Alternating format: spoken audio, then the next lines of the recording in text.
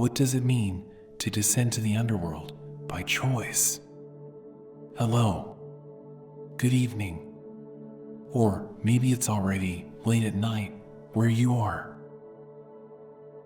Welcome to the Stillpoint. If you're new here, thank you for finding us. And if you subscribed, you're part of a quiet community now. People who think, who question, who seek. Sometimes I wonder about the lives on the other side of this screen. The cities, the small towns, the different corners of the world where you might be listening. The stories that brought you here. If you ever feel moved, the comments section is there. A quiet place to leave a thought, a moment, a trace of where you are. This is your refuge. For the next hour, the noise stops. The scrolling ends. You don't have to do anything. Just be here. You're safe. Let's begin. In ancient Sumer, before the myths of Greece, before the stories we know as Western civilization, there was Inanna, the Queen of Heaven and Earth. She who stands at the eastern horizon as the morning star. She who shines at dusk as the evening star. Goddess of love and war, of fertility and destruction, of the upper world in all its brightness and power and glory. She is crowned with the shigura, the crown of the steppe, wears lapis lazuli beads around her neck, carries the measuring rod and line that give her authority to decree fates. She is adorned in all the divine powers that make her queen. She is complete, is whole, is at the height of her power, rules the upper world with wisdom and strength, is beloved, is worshipped, is the epitome of divine feminine authority. And yet there is something she must do, something that calls to her from below, from the place she does not rule, from the realm of her sister, her dark sister, Ereshkigal, the queen of the underworld, the one who dwells in the place of no return, the land of dust and silence and death. The myth does not tell us why Inanna decides to descend. The ancient tablets offer a reason to attend the funeral rites of her sister's husband, the bull of heaven. But beneath this surface explanation lies something deeper, something that cannot be spoken directly. Something that every soul knows when the time comes. That wholeness requires descent. That you cannot remain only in the light. That the upper world, no matter how glorious, is not complete. That there is a dark sister waiting below. And she must be visited, must be faced, must be known. This is the mystery at the heart of the myth. That Inanna, who has everything, chooses to go to the one place where she has nothing. That she who is crowned descends to the crownless realm. That the Queen of Heaven voluntarily enters the land of death. This is not exile, not punishment, not forced descent. She goes of her own will, opens her ear to the great below, abandons heaven, abandons earth, and prepares to descend to the underworld. But she is not foolish. She is a goddess, knows the dangers, knows that the underworld is ruled by laws different from those of the upper world, knows that her sister Ereshkigal is formidable, is unforgiving, rules a realm where divine power may not protect, where being Queen of Heaven means nothing to the Queen of the Great Below. So Inanna prepares, gathers the seven divine powers that are her protection and her authority, each one a garment, each one a symbol, each one a piece of her identity as goddess. She places the shigura upon her head, the crown of the steppe, the mark of her queenship. She draped small lapis beads around her neck, the stones of heaven that signify her divine nature. She places the double strand of beads upon her breast, beauty and adornment, power and attraction. She wears the breastplate called Come Man Come, protection and invitation, paradox held in bronze. She slips golden rings on her wrists, circles of eternity, symbols of her endless power. She holds the lapis measuring rod in line, the tools of fate, the instruments by which she decrees what shall be. She wraps herself in the royal robe, the pala dress, the garment that announces queen. She is magnificent, is armored in divinity, is radiant with the full expression of her power. And she knows, she must know, that she will not return wearing these. That the journey to the underworld requires the shedding of everything she is in the upper world. That descent means divestment. That to go down is to go naked. But this knowing does not stop her, does not turn her back. She has heard the call from below, has felt the pull toward her dark sister, and she will go. But first, she takes a precaution, calls her faithful servant, her vizier, Ninshubber, she who accompanies the queen, she who serves without question. Inanna gives her instructions, detailed, specific. Listen carefully. If I do not return in 3 days and 3 nights, you must seek help.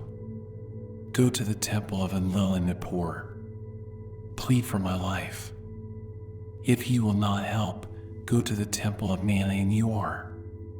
Plead for my life. If he will not help, go to the temple of Enki in Eridu. He will not refuse you. He will help me. This instruction is crucial, is the thread that connects upper world to lower, is the insurance policy of a goddess who knows she is about to risk everything. Ninshubber accepts the charge. We'll wait. We'll watch. We'll act if the queen does not return. This is foresight. This is wisdom. This is Inanna knowing that courage does not mean recklessness. That descent requires both the willingness to go down and the preparation for rescue should you become trapped below. And then she descends, sets out for the underworld, for the land of no return, for the realm where her sister dwells in darkness and silence. The myth describes the journey in stark terms.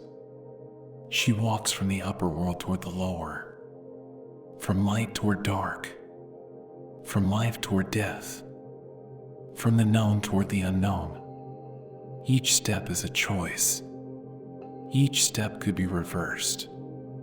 She could turn back, could return to her throne, could remain Queen of Heaven and Earth and never face what waits below. But she does not turn back. She continues. Down, down, always down. This is the act that defines the myth. The voluntary descent. The choice to leave power and enter powerlessness. The decision to abandon the upper world where you are worshipped and enter the lower world where you are nothing. This is what separates Inanna from other divine figures. She is not cast out of paradise, is not punished for transgression, is not exiled by a higher power. She chooses. She goes.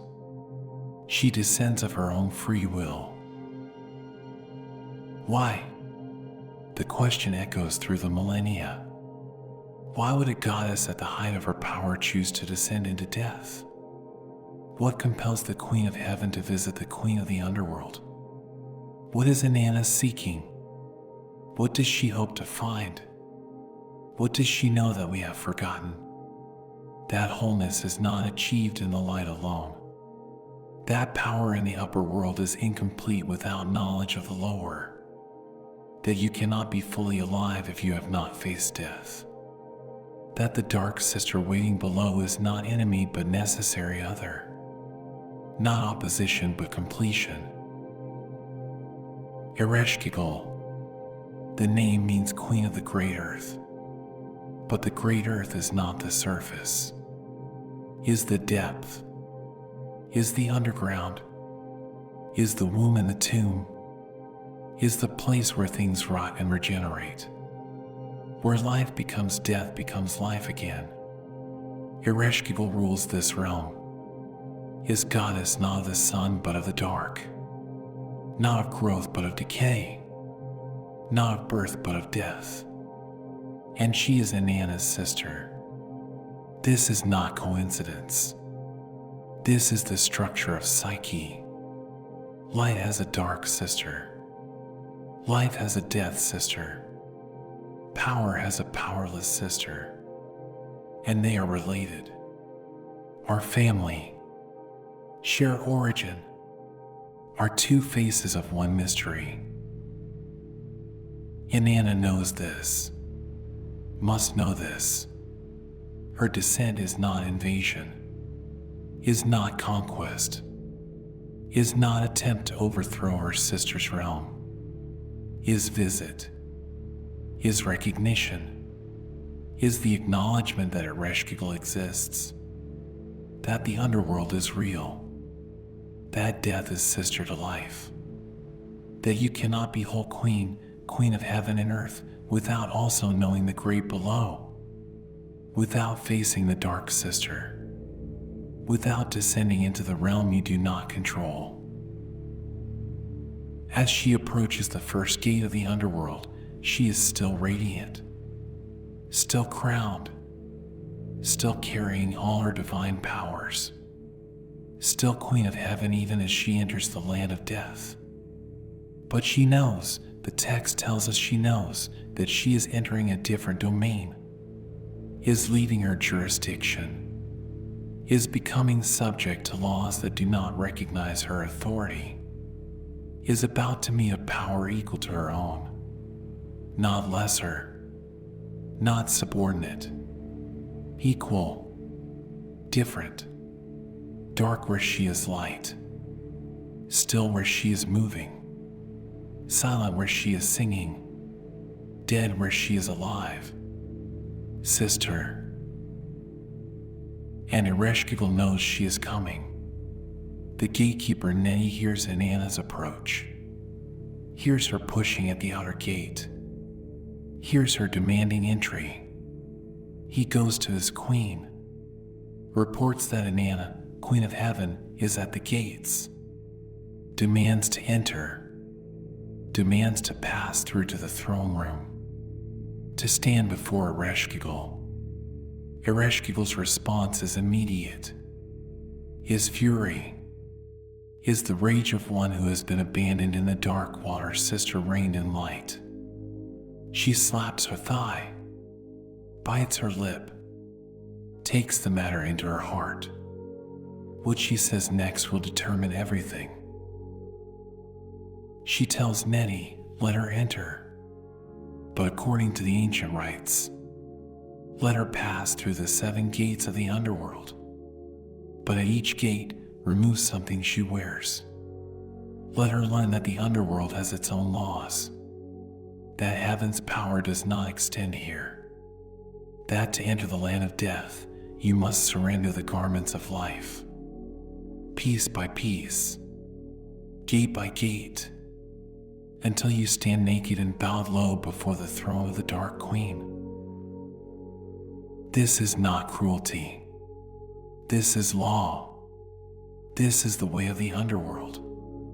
You cannot enter wearing the garments of the upper world, cannot bring your crown into the crownless realm, cannot carry your power into the place where power is stripped away, must shed, must release, must allow yourself to be reduced from goddess to supplicant, from queen to naked petitioner. This is the price of descent. This is what it means to go below. Not tourist visit, not sightseeing in the underworld, but real descent, real surrender, real vulnerability. Inanna stands at the first gate, still magnificent, still crowned, still carrying all our me, still Queen of Heaven, but she is about to learn what every descending soul learns, that you cannot take your upper world identity into the lower world, that the journey down requires divestment, that to meet the dark sister, you must shed the bright garments, must become naked, must become nothing. This is the teaching. This is the terror. This is the truth of descent. The myth pauses here, at the threshold. Inanna at the first gate. Ereshkigal on her throne below. The gatekeeper preparing to enact the ancient rites. The stripping about to begin. This is the moment before. The last moment of wholeness in the old sense. The final breath before diving deep. Inanna is still complete. Still armored in divinity. Still radiant with power. But she has opened her ear to the great below, has set her face toward darkness, has chosen descent, and there is no turning back. As you fall asleep tonight, rest with this image. Inanna at the first gate, crowned and magnificent, about to enter the stripping process, about to learn what it means to descend. She is not afraid, is not hesitant, is determined, is willing, has prepared as much as can be prepared, has left instructions for rescue, has gathered her divine powers, has made her choice. Now comes the acting. Now comes the descent. Now comes the journey through the 7 gates. The 7 surrenders. The 7 dyings before the final death. She stands ready. And so do you. Ready to witness. Ready to learn. Ready to understand what it means when the Queen of Heaven chooses to visit the Queen of the Underworld. When light chooses to meet dark. When life chooses to face death. When the soul decides it is time to descend. At the first gate of the underworld, the gatekeeper Nettie confronts Inanna. Who are you who comes here? She answers with the full force of her identity. I am Inanna, Queen of Heaven. I have come to witness the funeral rites of Gugalanna, the Bull of Heaven, husband of my sister Ereshkigal. Nettie does not argue, does not challenge her right to enter, simply says, wait here. I must speak to my queen. He closes the gate, returns to the darkness below, reports to Ereshkigal that her sister, the Queen of Heaven, stands at the outer gate demanding entry. Ereshkigal's fury is immediate, is ancient, is the rage of the forgotten sister, the abandoned one, the one left in darkness while Inanna reigned in light. She slaps her thigh, bites her lip. The text says she takes the matter into her heart, holds it, lets it burn, then gives her command to Nettie. Let her enter, but bolt the 7 gates of the underworld. Then, one by one, let each gate be opened a crack. And at each gate, according to the ancient rites, remove one of her royal garments. Let her learn that the laws of the underworld are not the laws of heaven. Let her be humbled. This is not arbitrary cruelty. This is sacred requirement. This is the law of descent. You cannot enter the underworld wearing the garments of the upper world. Cannot bring your crown into the crownless realm. Cannot carry your power into the place where power is meaningless. Must be stripped. Must be reduced. Must become naked and bowed low. This is how transformation happens. Not through addition but through subtraction. Not through gaining but through losing. Not through ascending but through descending into the place where everything you thought you were is taken away. Nettie returns to the first gate. Opens it a crack. Just enough for Inanna to enter. She steps through. Magnificent still. Crowned and robed and carrying all her divine powers. And Nettie speaks the words that will be repeated 7 times. The ways of the underworld are perfect. They may not be questioned. Then he reaches out, removes the shigura from her head, the crown of the step, the symbol of her queenship, takes it, and Inanna, shocked, asks, "What is this? Why do you remove my crown?" Nettie's answer is simple, unarguable. Quiet, Inanna. The ways of the underworld are perfect. They may not be questioned. This is the response to every protest, every question, every attempt to understand or negotiate or maintain some piece of upper world identity. The ways of the underworld are perfect. They may not be questioned. You do not get to know why. Do not get to understand. Do not get to keep anything. Must simply submit. Must allow. Must let go. The crown is gone. The first piece of identity removed. Inanna is no longer crowned. No longer visually marked as queen. But she still has 6 more garments. 6 more layers of protection. 6 more pieces of her divine self. She continues, walks deeper into the underworld, arrives at the second gate, and again the gate opens just enough, just a crack.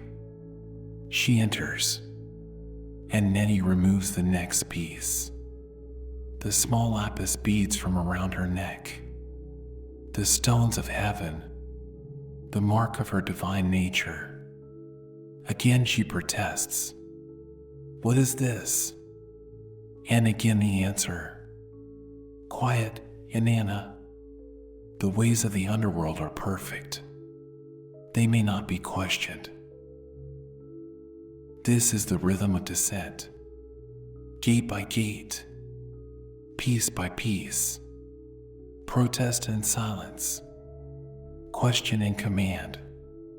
Each removal a small death, each loss a diminishment, each gate a deeper level of vulnerability. The third gate opens. The double strand of beads is removed from her breast. Beauty and adornment gone. The fourth gate. The breastplate called Come Man Come is taken. Protection and paradox stripped away. The fifth gate. The golden rings removed from her wrists. Circles of eternity broken. Power made finite. The sixth gate. The lapis measuring rod and line torn from her hands. The tools of fate. The instruments of authority. Gone. No longer can she decree what shall be. No longer does she hold the power to measure and judge. And still one gate remains. One garment left. The royal robe. The pala dress. The final marker of her queenship. the last piece of upper world identity. She arrives at the seventh gate. We can now, stripped of almost everything, but still wearing the robe, still clothed, still covered, still something of a queen. The gate opens. She enters, and Nettie removes the robe, takes it, leaves her naked, completely naked. No crown, no jewels, no protection, no tools, no garments, nothing.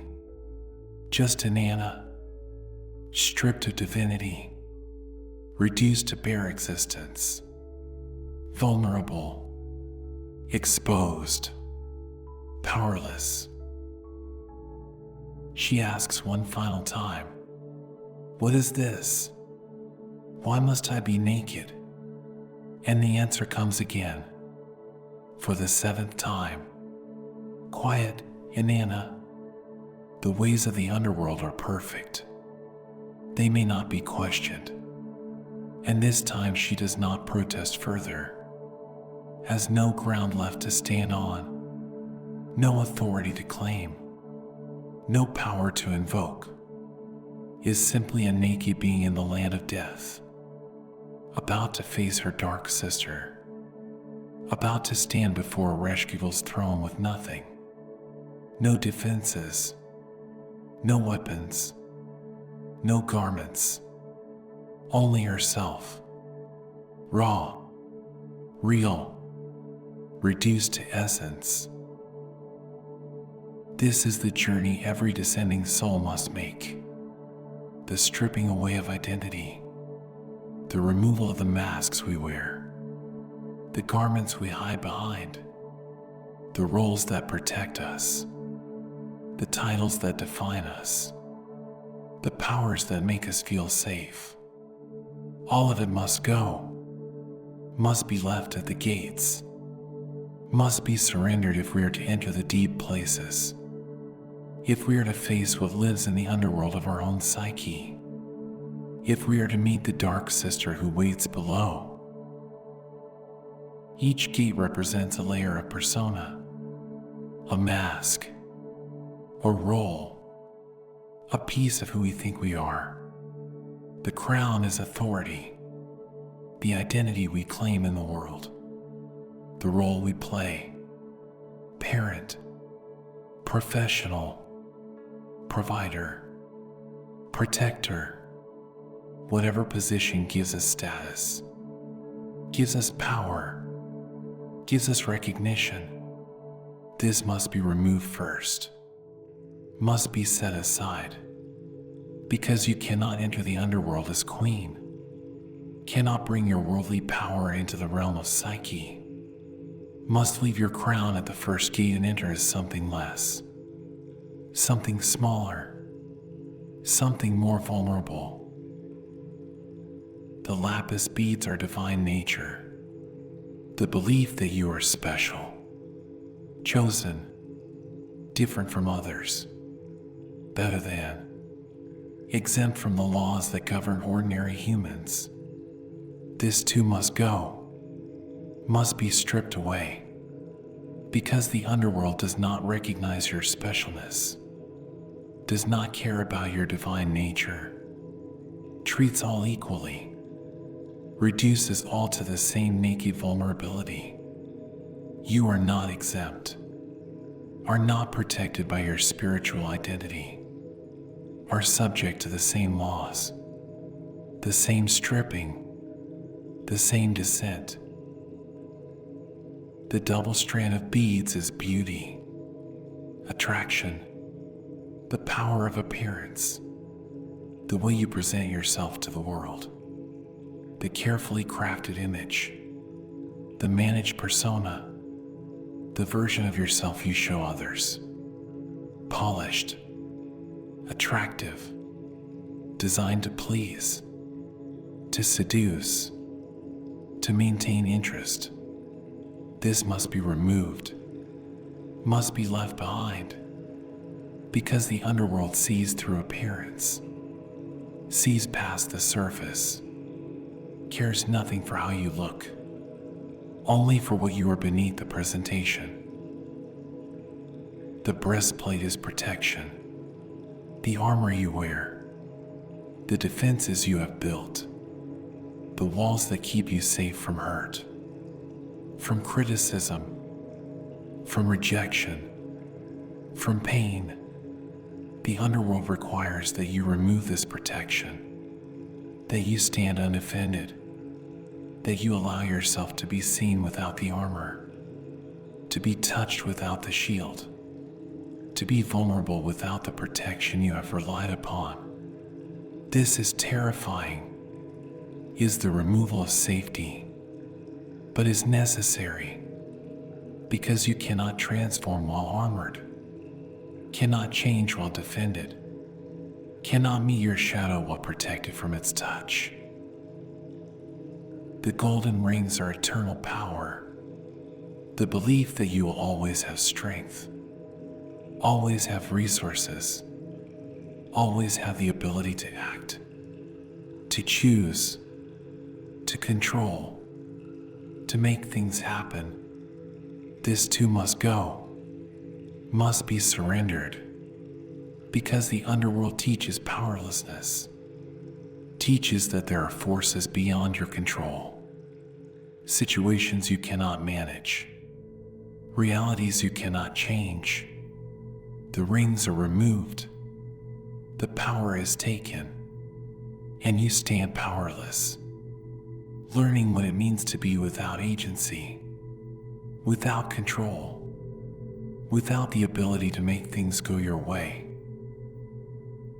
The measuring rod and line are judgment, discernment, the ability to decide what is right and wrong, good and bad, acceptable and unacceptable, to measure others, to measure yourself, to decree fates, to determine outcomes, to know, to be certain. This must be relinquished, must be laid down, because the underworld is beyond judgment, is the place where all the categories break down, where good and evil intermingle, where clarity gives way to ambiguity, where you cannot measure because the old standards do not apply. You must let go of knowing, let go of being right, let go of certainty. The royal robe is identity itself, the final covering, the last piece of who you think you are, your story, your history, your understanding of yourself, all the narratives you have constructed, all the meanings you have made, all the ways you have defined yourself to yourself. I am this. I am that. I am not this. I am not that.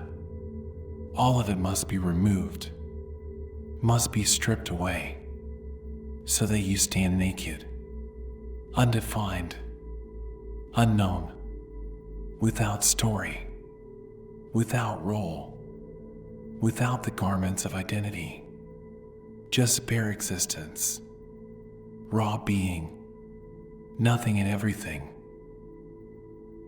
This is what the 7 gates teach. That descent requires divestment, that you cannot go down while holding on, cannot enter the underworld while clutching your upper world identity, must let go, gate by gate, piece by piece, until you have nothing left, until you are naked, until you are reduced to essence. And only then, only after the 7th gate, only after the final removal, can you proceed. Can you enter the throne room? Can you face Ereshkigal? Can you meet your dark sister eye to eye? Not as queen to queen, but as naked soul to enthroned shadow, as powerless one to powerful one, as stripped being to ruling darkness. The text does not tell us how Inanna feels during this process, does not record her inner experience, does not give us her thoughts or emotions as each piece is taken. We see only the external, the removal, the protest, the silencing, the continued descent. But we can imagine, can feel what it must be like to arrive as queen and be reduced to naked supplicant, to carry power and have it stripped away, to know who you are and have that knowing dismantled, gate by gate, question by question, answer by answer, until there is nothing left but the bare fact of your existence. And even that is about to be challenged. Because the 7 gates are not the end, are only preparation, are the process that makes possible what comes next. The confrontation with Ereshkigal, the facing of the dark sister, the encounter with the shadow self that rules the underworld.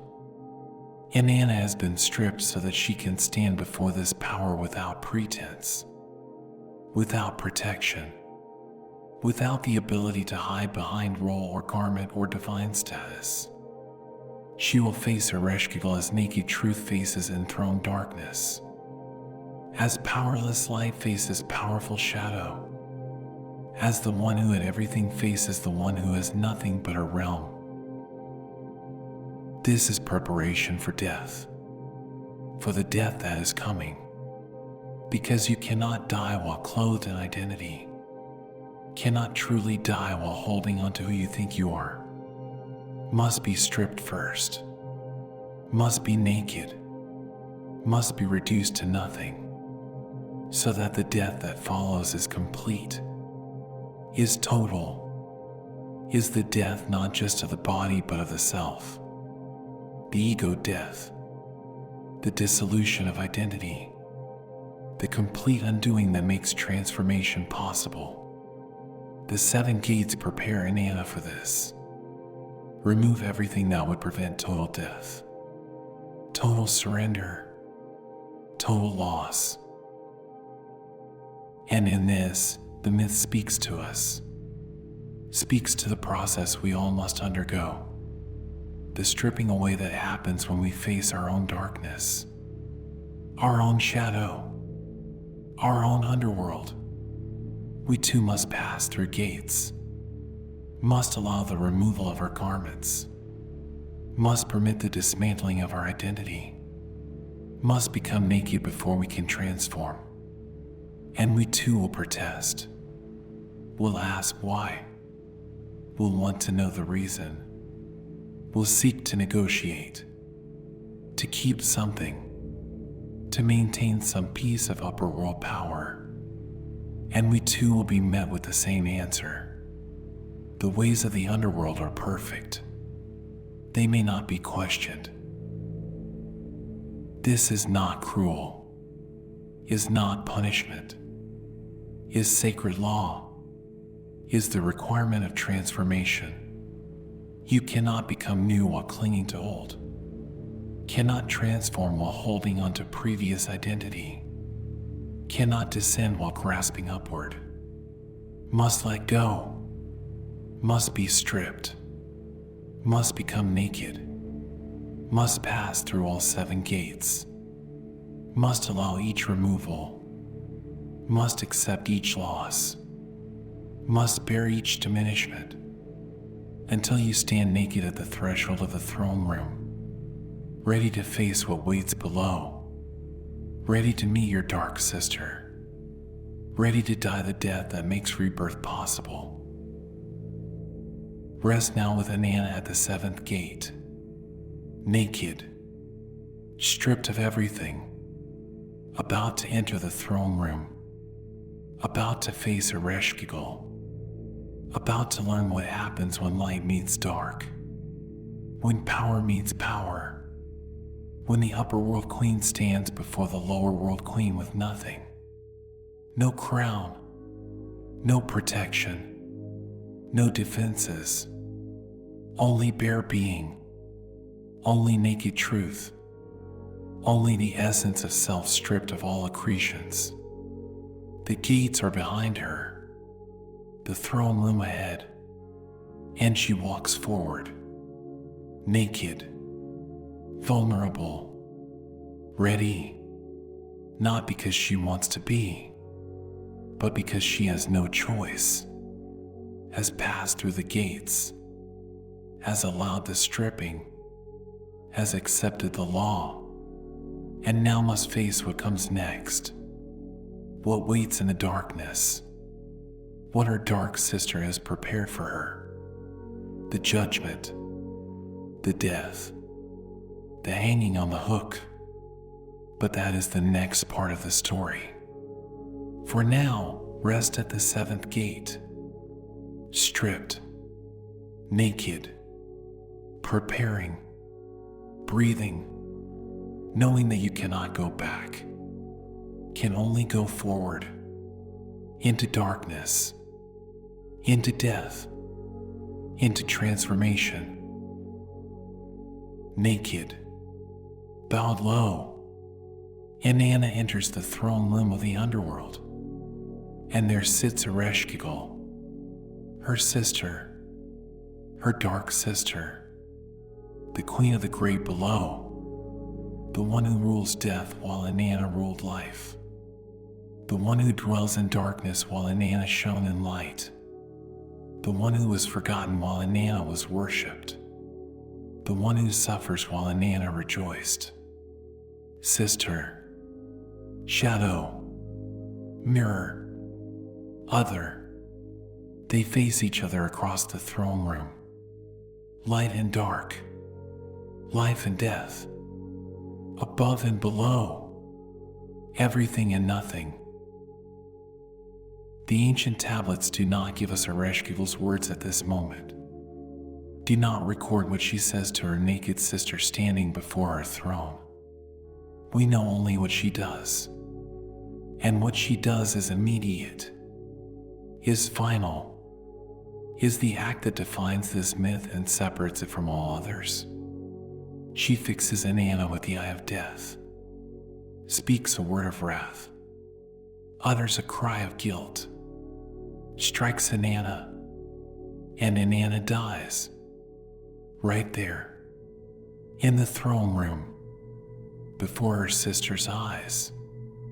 The Queen of Heaven becomes a corpse, becomes dead meat, becomes a rotting thing hung on a hook. The text is specific, disturbingly specific. Inanna's corpse is turned into a piece of rotting meat, is hung on a hook, a meat hook, like an animal carcass in a slaughterhouse. This is not gentle death, not peaceful passing, not dignified end. This is brutal, is violent, is the complete degradation of what was once divine. The goddess who stood at the eastern horizon as the morning star, who ruled heaven and earth, who wore the crown and carried the measuring rod, now hangs on a hook, rotting, lifeless, meat. And there she stays, 3 days and 3 nights. The tablets are clear. 3 days and 3 nights the corpse of Inanna hangs in the underworld. No burial, no funeral rites, no honor. Just a piece of dead flesh on a hook in the darkness. And Ereshkigal sits on her throne, does not remove the corpse, does not grant it dignity, does not perform the rituals, simply lets it hang, lets it rot, lets it be completely and utterly dead. This is the heart of the myth. The moment that must not be avoided or softened or explained away. Inanna dies, completely, totally, is reduced from goddess to meat, from queen to corpse, from living being to dead thing. There is no partial death here.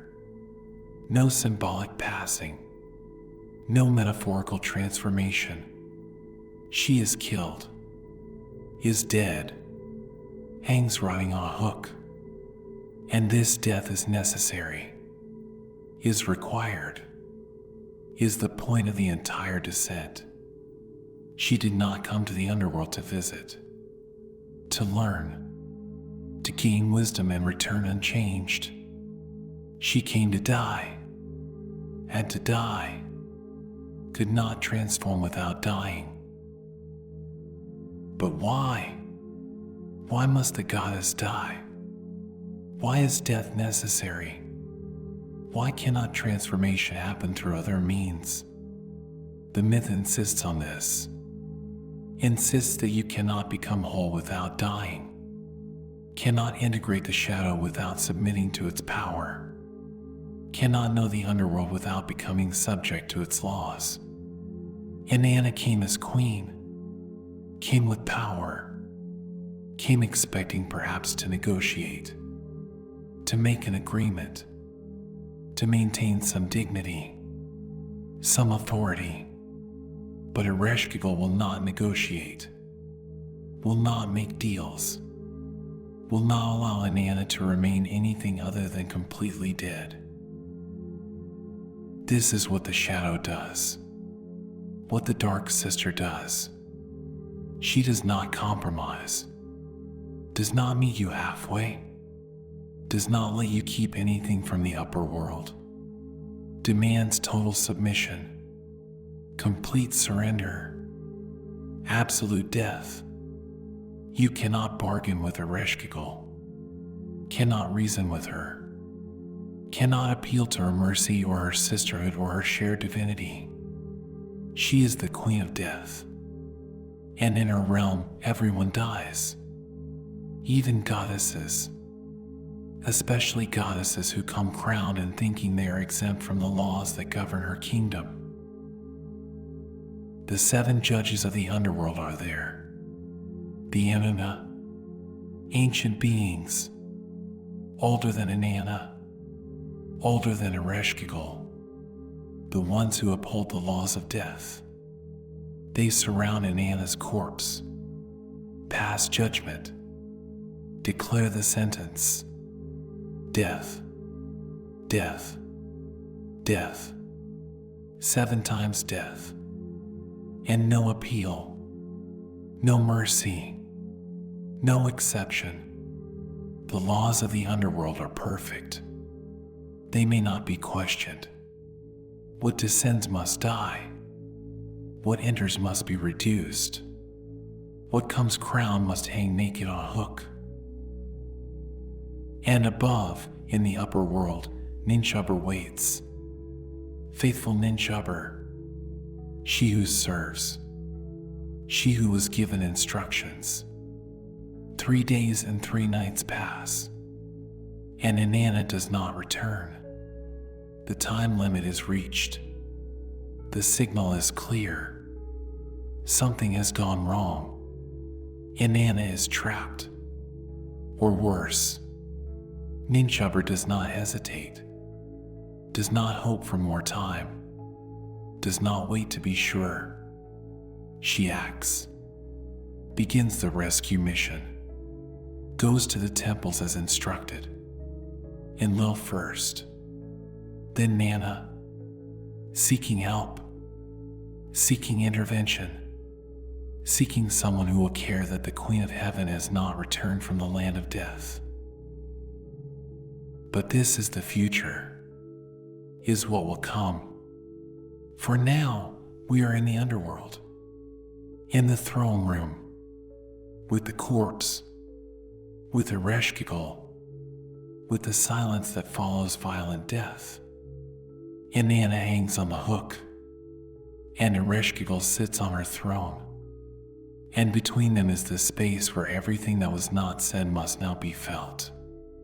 All the rage, all the abandonment, all the pain of being the forgotten sister, the dark one, the one left in the underworld while Inanna ruled above. All of it is in this room, in this silence, In this moment of corpse and queen, what is Ereshkigal feeling? The tablets do not tell us directly, but we can sense it, can feel it in the violence of the death, in the degradation of hanging the corpse on a hook, in the refusal to grant dignity or honor or burial. This is rage, is fury, is the wrath of one who has been abandoned, who has suffered alone, who has ruled the realm of death and pain and darkness while her sister danced in the light and received worship and wore the crown. Why should Inanna be allowed to visit? To come and go? To descend and return? To experience death and then escape it? No. If she comes here, she stays. If she enters death, she dies. Completely. Finally, without return. This is the Shadow's revenge, the Dark Sister's justice. You cannot ignore me and then expect welcome, cannot abandon me and then demand hospitality, cannot leave me in darkness and then visit as tourist. If you come all the way. You submit. You die. You hang on the hook like every other dead thing that enters my realm.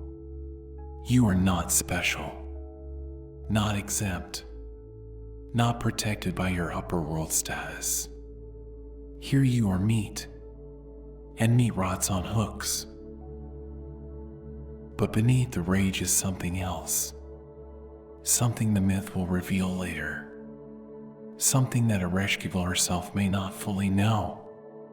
She is in pain, is suffering, is laboring. The tablets describe her later as groaning, as moaning like a woman in childbirth. She is birthing something, creating something, and it is agonizing. And she is alone, has been alone, has had no one to witness her pain, no one to sit with her, no one to acknowledge her suffering. She is the Dark Sister, the forgotten one, the one who holds the pain while others hold the joy. And Inanna's arrival does not bring comfort, brings only more rage, more hurt, more reminder of abandonment. So Inanna hangs, and the question becomes, is this the end? Is this where the story concludes? With the goddess dead and rotting in the underworld? With the Dark Sister victorious and the Light Sister destroyed? With death triumphant and life extinguished? If we did not know what comes next, we might think so. Might believe that this is tragedy, that Inanna's descent was mistake, that she should not have come, should have stayed in the upper world, should have remained crowned and alive and far from her Dark Sister's realm. But the myth does not end here, cannot end here, because death is not the end, is the middle, is the necessary passage to what comes after. But for 3 days and 3 nights, death is absolute, is complete, is total. There is no life in Inanna's corpse, no spark, no hope, no indication that anything will change. She is dead, and that death must be honored, must be given its full weight, must not be rushed past in eagerness to get to resurrection. 3 days and 3 nights, long enough for rot to begin, long enough for certainty of death, long enough for anyone watching to abandon hope, long enough for the upper world to realize she is not coming back, long enough for finality to settle in. This is what transformation requires. Not quick death and quick resurrection, but real death, sustained death, death that lasts long enough to be undeniable, long enough to destroy every hope of return, long enough to make the old life impossible. You cannot transform while holding on to the possibility of going back, while maintaining connection to who you were, while keeping one foot in the old life. Must die completely, must hang on the hook completely, must rot completely. 3 days and 3 nights, no less, perhaps more, but not less. In psychological terms, this is ego death, is the complete dissolution of the self you thought you were, the identity you built, the persona you maintained, the story you told yourself about who you are. All of it must die, must be hung on a hook, must rot, and you must stay dead long enough for the death to be real. Long enough for every cell to know that the old self is gone, that there is no going back. That resurrection, if it comes, will be of something new. Someone new. Not the restoration of what was, but the creation of what has never been. Inanna's corpse teaches us about the darkness we must enter, the death we must die, the complete surrender that is required. You cannot descend partway, cannot die a little bit, cannot hang on the hook symbolically, must go all the way, must die completely, must allow the degradation, must submit to the sister's rage, must accept the judgment of the Inanna, must hang for 3 days and 3 nights without hope of rescue, without certainty of return, without knowing if resurrection is even possible. This is faith. Not faith that you will be saved, but faith that death is necessary, that the descent is right, that the dark sister must be faced, that the hook is where you need to be, even if you hang there forever. And Ereshkigal. We cannot forget Ereshkigal. Cannot make her simply the villain, the obstacle, the enemy. She is sister, is shadow, is the part of the self that has been exiled to darkness, that has been given the task of ruling pain and death and suffering while the conscious self enjoys light and life and joy. She is not evil, is not wrong to be angry, is not unjustified in her rage. She has been abandoned, has been left alone, has been forced to carry what the light self would not carry. And when that light self shows up at her door, she strikes, kills, hangs on a hook. And this is her right, her justice, her claim to be seen, to be acknowledged, to have her pain recognized. The myth will show us later what Ereshkigal needs, what will soften her rage, what will make resurrection possible. But for now, we are in the death, in the hanging, in the 3 days and 3 nights of corpse and queen, of rot and rage, of silence and suffering. And this too is necessary, is part of the journey, is what must happen before anything else can happen. Inanna must be completely dead. Ereshkigal must have her moment of triumph. The shadow must be allowed to express its full power. The dark sister must be permitted to rule. Absolutely. Without compromise. Without mercy. Because this is her realm. And here, she is queen. Rest now in the underworld. Rest with the corpse on the hook. Rest with Ereshkigal on her throne. Rest in the darkness that surrounds them both. This is the deepest point of descent, the lowest place, the complete death. There is no hope here, No light, no life, only death, only darkness, only the truth of what happens when you descend all the way, when you face your shadow completely, when you submit to the Dark Sister without reservation. You die, hang on a hook, rot, and wait. 3 days and 3 nights, in silence, in darkness, in the absolute certainty that the old self is gone, and the new self, if it comes, has not yet been born. This is the space between, the death space, the necessary darkness.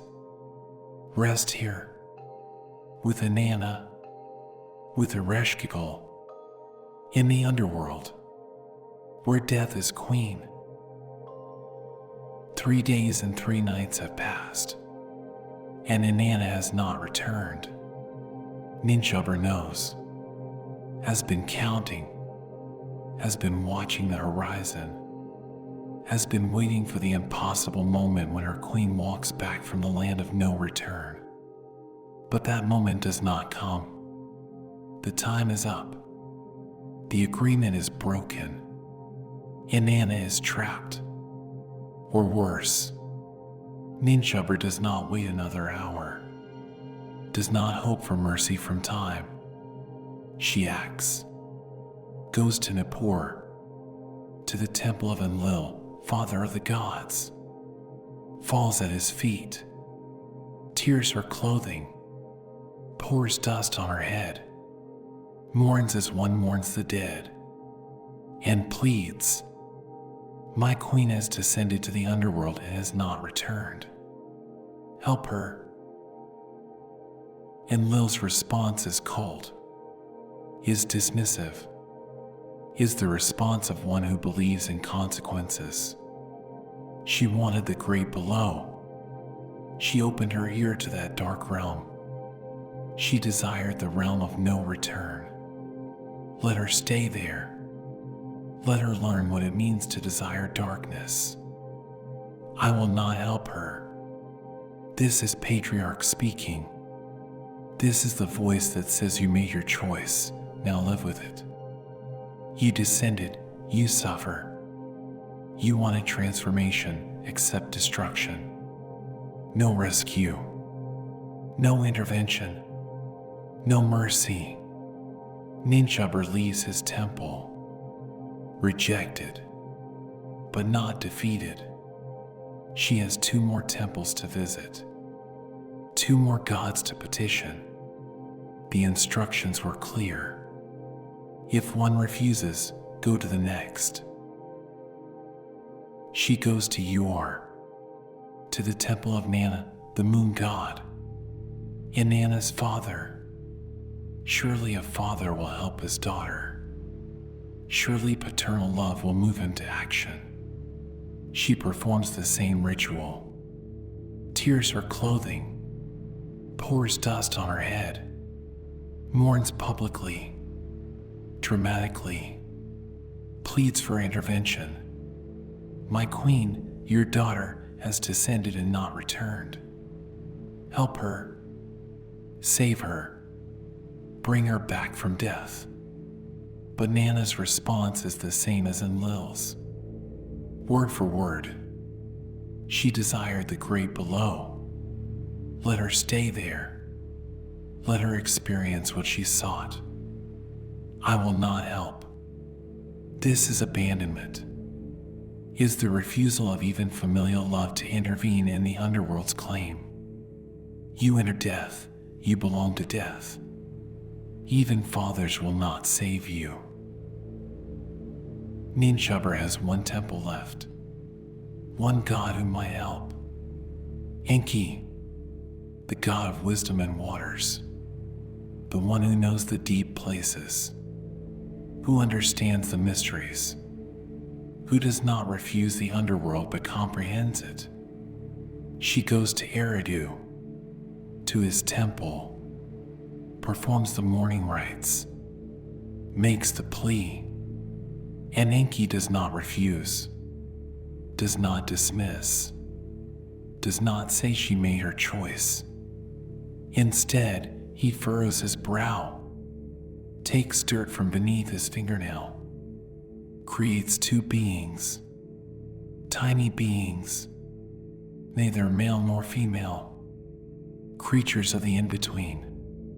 He names them Gregara and Galater, and he gives them instructions, detailed, specific, crucial.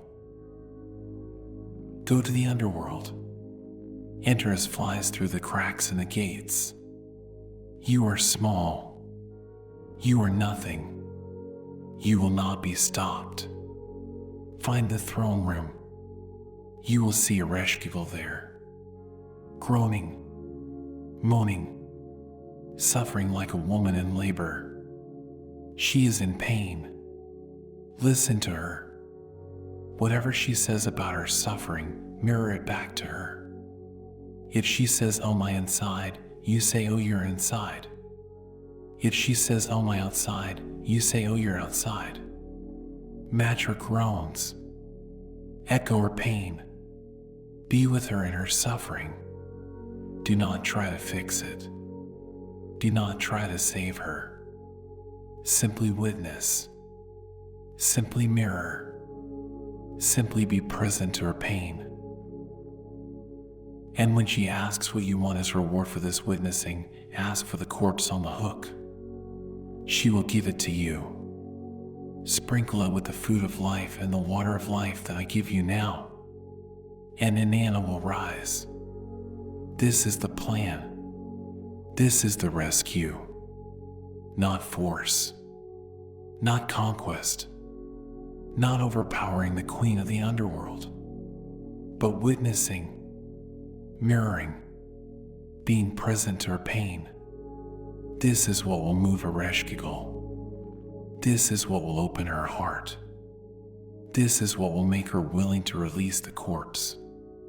Not arguments, not demands, not appeals to justice or mercy or sisterhood, but simple presence, simple witnessing, simple acknowledgement of her suffering. The Gregara and Galater take the food and water of life, descend to the underworld, enter as flies, tiny, unnoticed, slipping through cracks too small for guards to protect. They make their way to the throne room, and there they see what Inky knew they would see.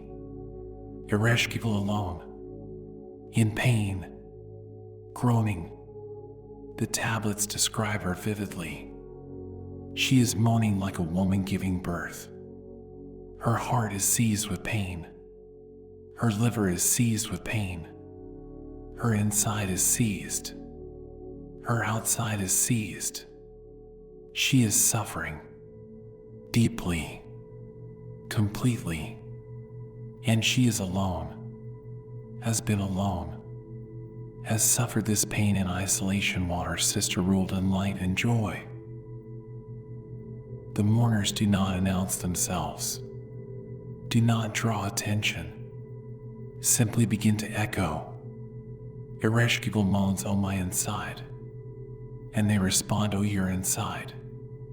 She groans, "Oh, my outside." They echo, "Oh, you're outside." She cries, "Oh, my heart." They mirror, "Oh, your heart." She weeps, "Oh, my liver." They reflect, "Oh, your liver." Over and over, each expression of pain met with acknowledgement, each groan witnessed, each cry echoed back. Not fixing, not soothing, not trying to make the pain go away, simply being with, simply saying, "I hear you. I see you. Your pain is real." And something shifts in Ereshkigal. Something softens. For the first time, perhaps ever, someone is present to her suffering without trying to change it, without judging it, without telling her it should not be, without abandoning her because pain is uncomfortable to witness. These small beings simply stay, simply mirror, simply be with her in the darkness. And this witnessing does what force could never do. Opens her, moves her, makes her willing to give. She speaks to them. You have eased my pain. You have witnessed my suffering. I will give you a gift. Ask for whatever you want. The rivers of water, they are yours. The fields of grain, they are yours. Whatever you desire, I will grant. This is Ereshkigal's generosity emerging. Her willingness to give when she has been seen, when her pain has been acknowledged, when someone has stayed with her in the suffering instead of running from it. She is ready to be generous, ready to release what she has held, ready to let go. But the mourners do not ask for rivers or grain, do not ask for wealth or power or territory. They point to the hook, ask for the corpse, the piece of rotting meat hanging there. Give us that.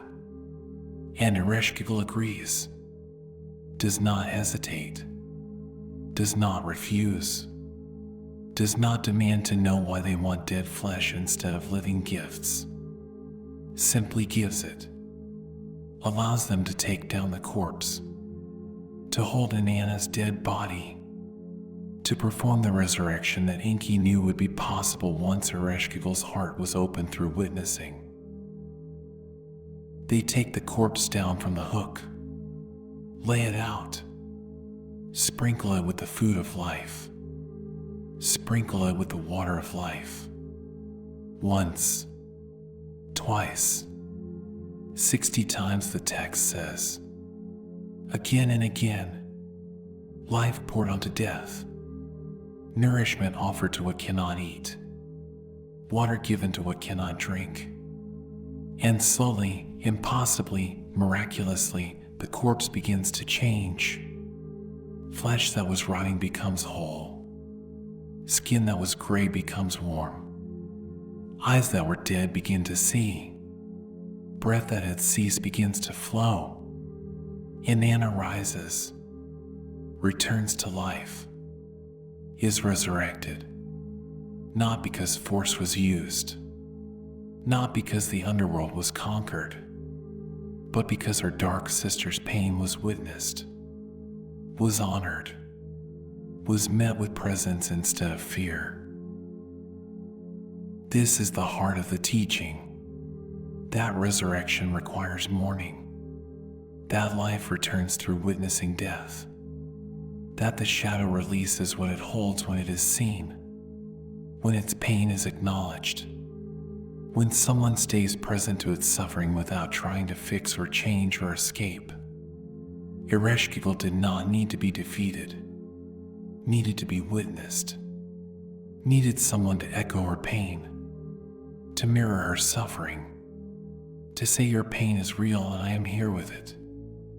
And when this happened, when she was truly seen, she let go, allowed the resurrection, permitted Inanna to return to life. But notice who performs this witnessing.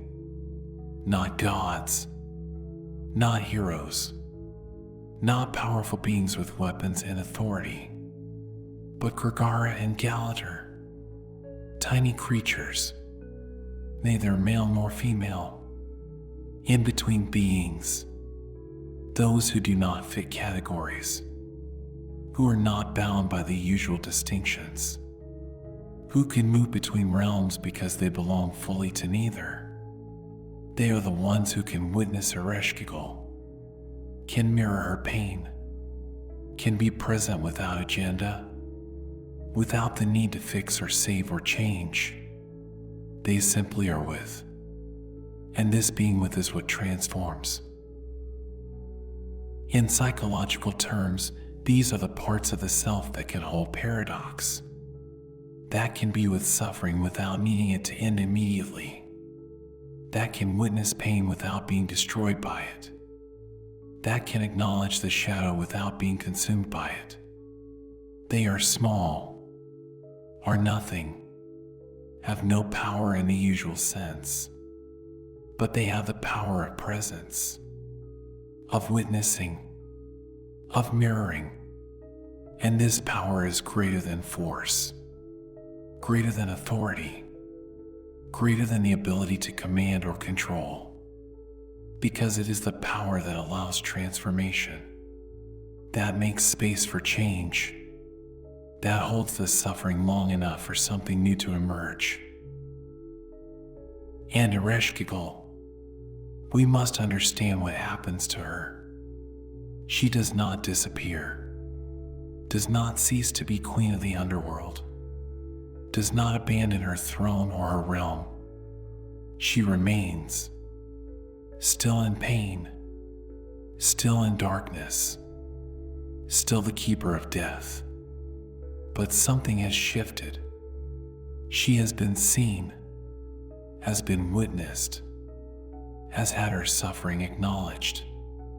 And this acknowledgement allows her to release, to give, to permit resurrection, not because she is defeated, but because she is honored, not because she is weak, but because she is finally recognized, finally given what she most needed: presence, witnessing, the simple gift of being seen. This changes everything about how we understand shadow work, how we approach the dark parts of ourselves, the painful places, the wounded aspects that we have exiled to the underworld of the psyche. We cannot force them to release what they hold, cannot demand that they stop suffering, cannot command them to give back what they have taken, can only witness, can only mirror, can only be present to the pain, can only say, "Oh, you're inside. Oh, you're outside. Oh, you're suffering. I see it. I acknowledge it. I am here with it."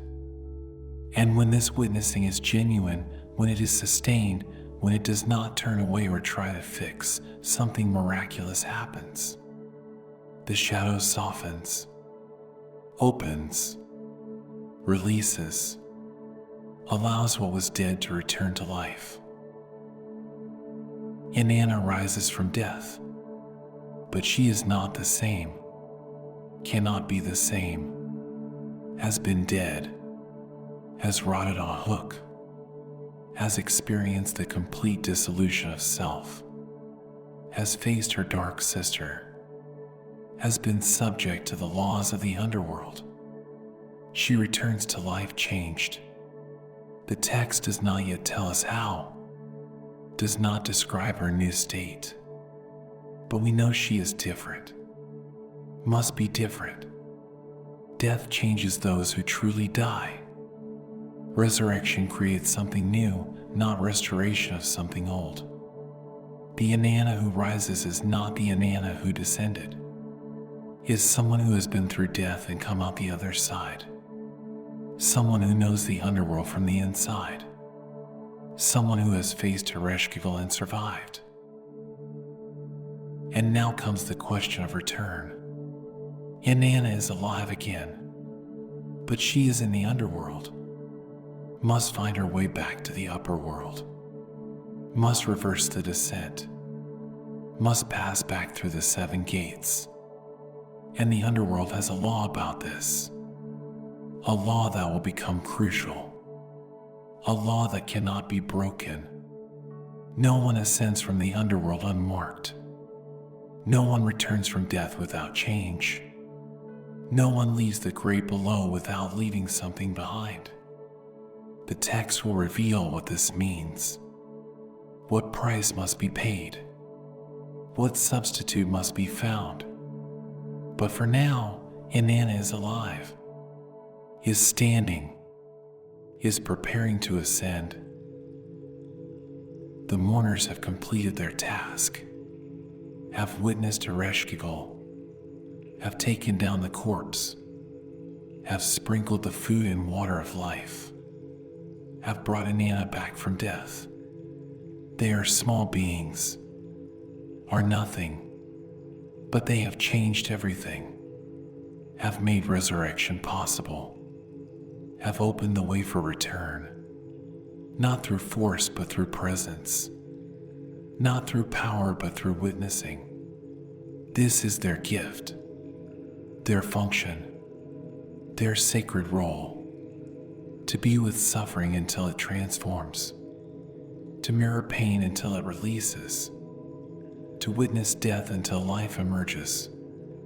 They ask for nothing more, seek no reward beyond the one they have already received, the honor of being present, of witnessing, of participating in the miracle of resurrection through the simple act of being with what is. Rest now with this teaching. Rest knowing that your pain needs witnessing, not fixing. That your shadow needs presence, not conquest. That your underworld needs someone to say, oh, you're inside, oh, you're outside, oh, you're suffering, I am here. Not to take it away, not to make it better, not to rescue you from it, but to be with you in it, to mirror it, to acknowledge it, to let it know it is real and seen and honored. This is what transforms. This is what allows resurrection. This is what makes the shadow willing to release what it holds. Not force, not power, not command, but simple, sustained, genuine presence. The mourners teach this, model this. Show us that the smallest beings, the ones who are nothing, who fit no category, who have no power in the usual sense, these are the ones who can witness the underworld's pain, can be with Ereshkigal, can bring Inanna back to life, through presence, through mirroring, through the sacred act of being with suffering until it transforms into something new, something alive, something resurrected. Inanna rises, is alive, has been resurrected from death, but she is not free. The underworld has laws, ancient laws, unbreakable laws, and one of those laws is absolute. No one ascends from the underworld unmarked. No one returns from the land of no return without leaving something behind. A substitute must be found. Someone must take her place, must go down to the darkness she is leaving, must hang on the hook she has been removed from. This is the price of resurrection. This is the cost of return. Not her death, but another's. Not her suffering, but a substitute's. The law is clear. Inanna cannot leave the underworld empty-handed. Must bring a replacement. Must send someone down to take her place in death.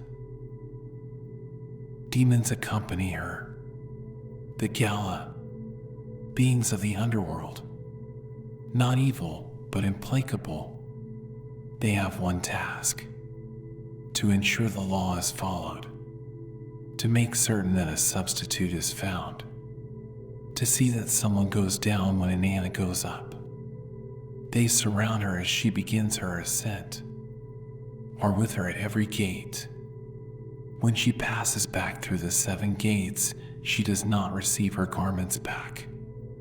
The myth is silent on this, does not describe her re-robing, suggests perhaps that she ascends as she descended at the end, naked, or perhaps clothed differently, changed, no longer the same queen who went down. The gates open for her, but the demons remain, follow her, wait with her, insist that the law must be fulfilled. She emerges into the upper world. returns to light, to life, to the realm she once ruled. But everything looks different now. She has been dead, has rotted on a hook, has faced her dark sister, has been witnessed in her dissolution and resurrected through mourning.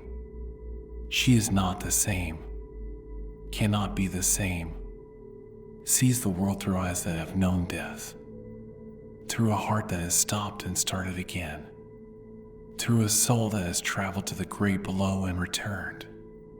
She is changed, and the world, though unchanged, appears different to her changed perception. The first person she encounters is Ninshubber, faithful Ninshubber, who waited, who mourned, who sought help, who did everything asked of her and more. Ninshubber is dressed in mourning clothes, is covered in dust, is performing the rituals of grief, has not stopped mourning even though Inanna has returned, is still in the posture of loss, of devotion, of service. The demons see this, move toward Ninshubber, suggest her as substitute. She mourned, she served, she would be appropriate. But Inanna refuses, speaks with authority. No, not her. She is my faithful servant. She did not forget me. She mourned my absence. She sought my rescue.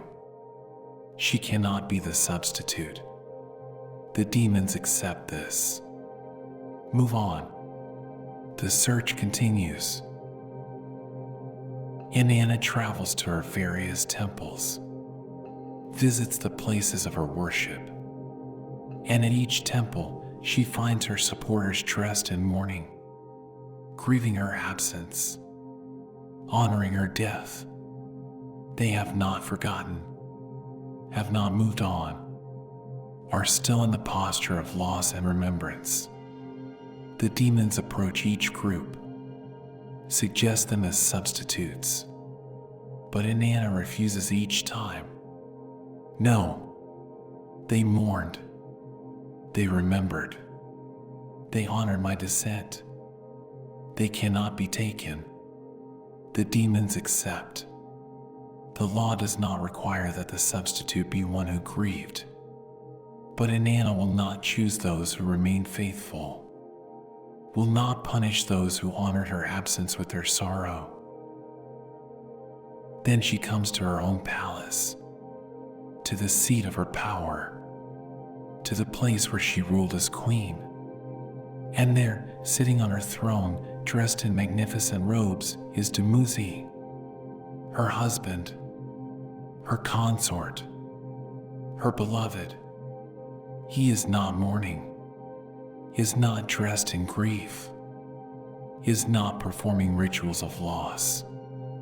He sits on her throne, wears her authority, has taken her place, has assumed her power, has not waited, has not grieved, has perhaps even enjoyed her absence, has ruled without her, has taken what was hers and made it his.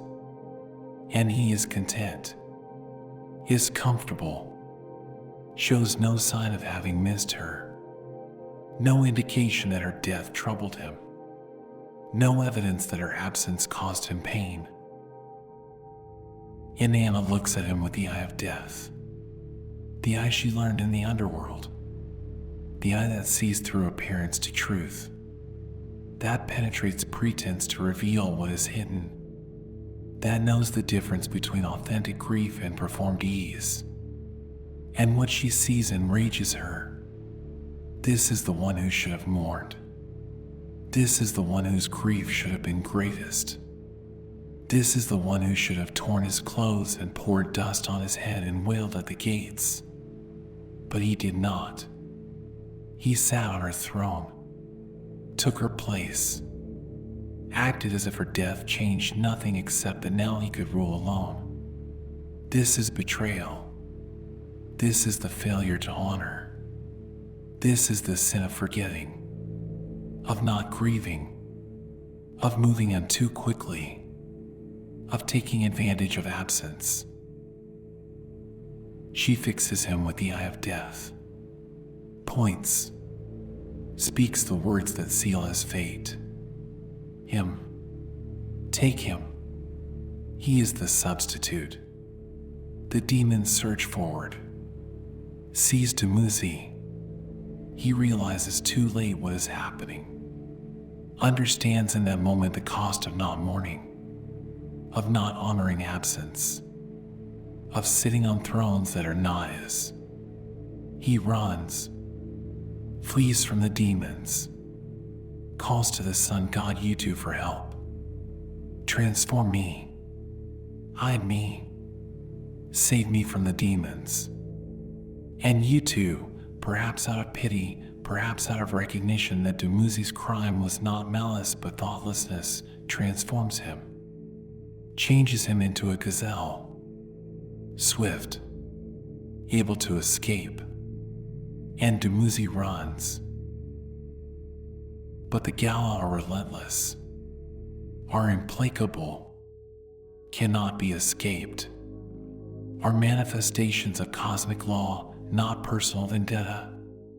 They pursue, they chase, they hunt, and eventually, inevitably, they catch him, seize him, drag him toward the underworld, toward the fate he tried to avoid, toward the hook that waits, toward the death that must be died.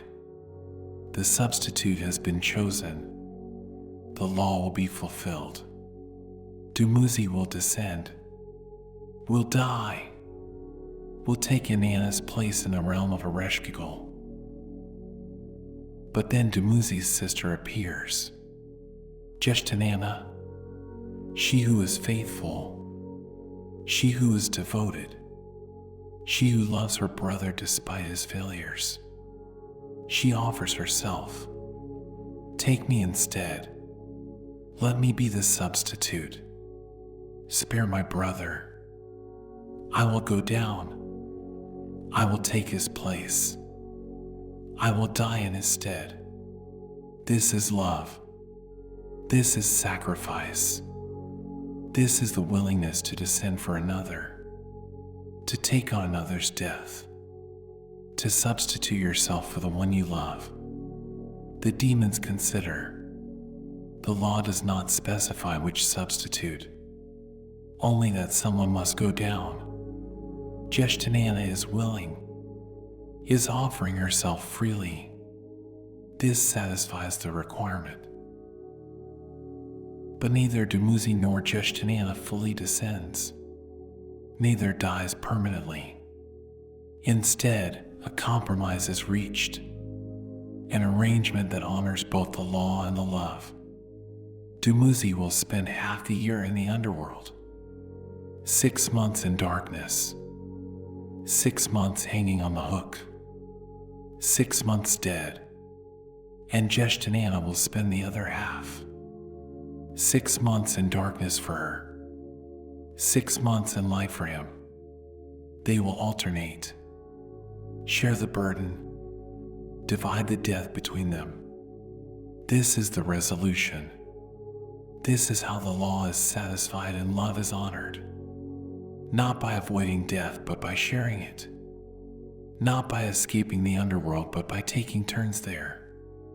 Not by defeating darkness, but by incorporating it into the rhythm of existence.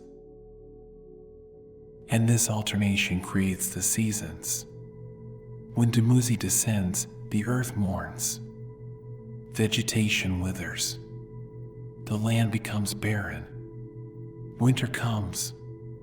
The world grieves the absence of the life force, holds the sorrow of death, enters its own underworld time. And when he ascends, when Inanna takes his place below, the earth rejoices. Vegetation returns. The land becomes fertile. Spring comes.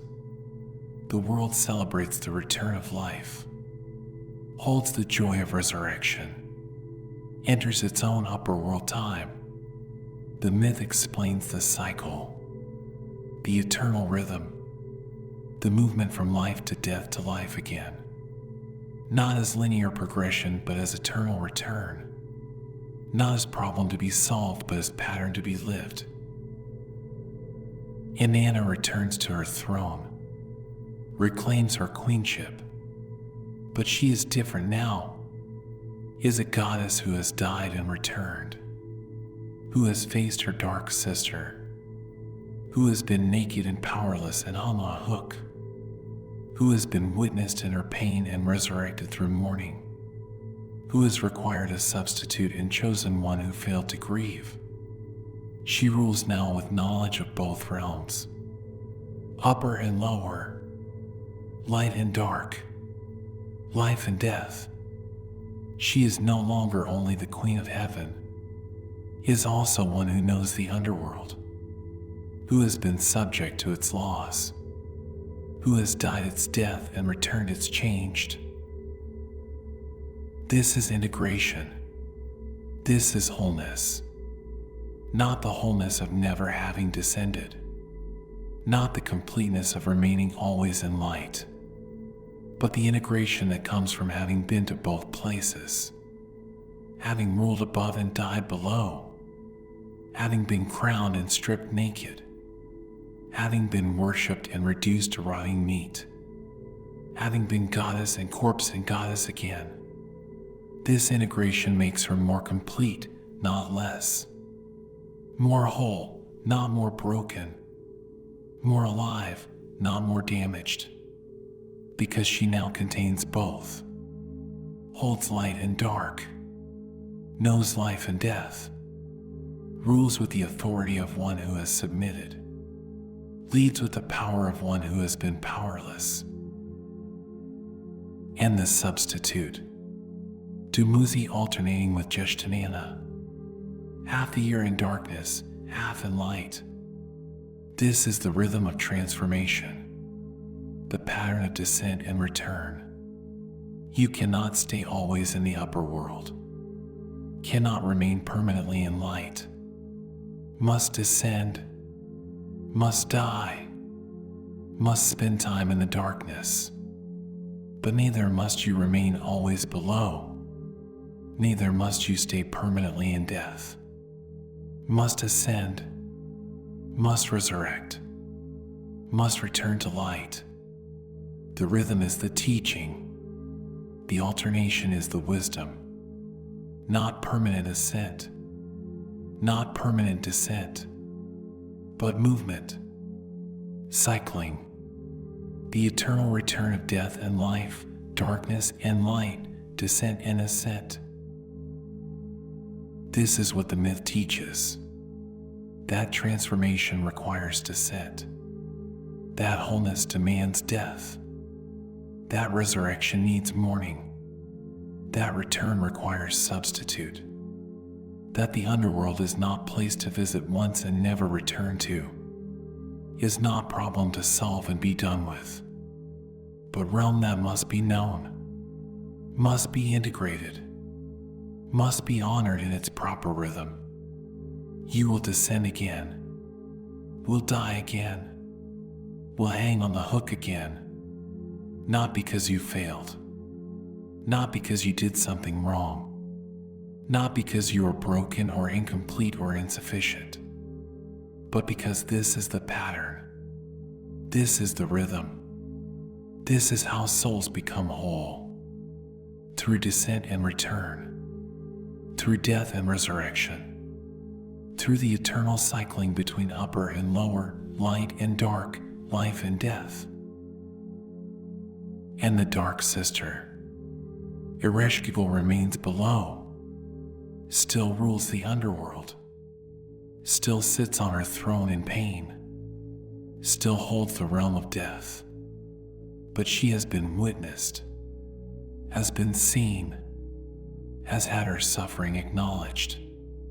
And this changes something, makes her willing to release, to allow resurrection, to participate in the cycle rather than holding everything in permanent death.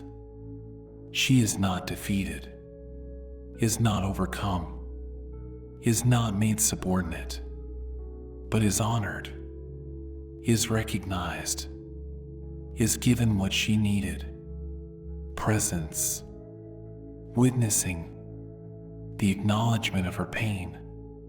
And this acknowledgement allows movement, allows return, allows the rhythm to continue. So the myth ends not with permanent triumph, but with established rhythm. Not with death defeated, but with death incorporated. Not with the underworld overcome, but with the underworld known and honored and visited in proper season. Inanna rules. Dumuzi and Inanna alternate. Ereshkigal holds her throne. The seasons turn.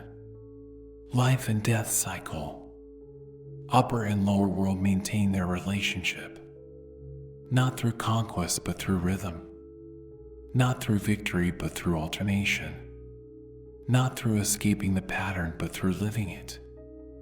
Consciously, willingly, with full knowledge of both poles and the necessity of experiencing each. Rest now with this complete teaching. Rest knowing that you are Inanna, have descended and will descend again, have died and will die again, have been resurrected and will be resurrected again.